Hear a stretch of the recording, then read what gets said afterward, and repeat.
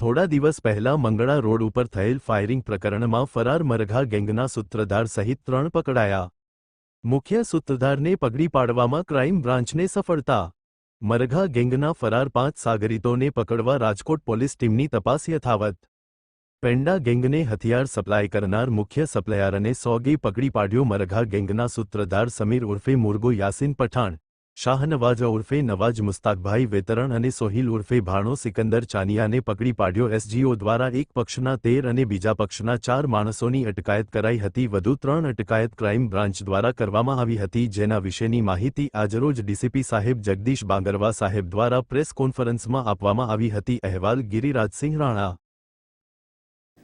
ગઈ 29 તારીખના રોજ એ ડિવિઝન પોલીસ સ્ટેશન વિસ્તારમાં જે બે જૂથો વચ્ચે આમે સામે ફાયરિંગનો બનાવ જે બનેલ હતો, એ બનાવના કામે હજુ સુધી એસઓજી દ્વારા એક પક્ષના 13 માણસો અને બીજા પક્ષના 4 માણસોની અટક કરવામાં આવેલ હતી. આજે ક્રાઇમ બ્રાન્ચ દ્વારા જે સોહેલ ઉર્ફે ભાણો, શાહનવાજ ઉર્ફે નવાઝ અને સમીર ઉર્ફે મુર્ગો, આમ આ 3 માણસોની અટક કરી.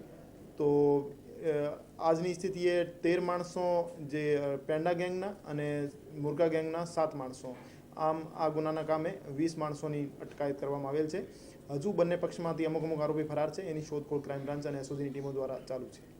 હસ્તગત કર્યા પછી એમની ગહેન પૂછપરછ કરવામાં આવેલ હતી કે એમને હથિયાર કોણે સપ્લાય કર્યા હતા અને હથિયાર કોને આપ્યા હતા અને કઈ રીતે અહીંથી બનાવ બન્યા પછી ભાગ્યા હતા અને એને શરણ આપનાર કોણ કોણ હતો, એની ફાઇનાન્શિયલ ટ્રાન્ઝેક્શન, એની લોકેશન, એની મોબાઈલની મૂવમેન્ટ, આ બધી બાબતે ગહેન પૂછપરછ કરવામાં આવેલ હતી અને સાંજે એમને એસઓજીને હસ્તગત કરી હેન્ડઓવર કરી દેવામાં આવેલ હતા.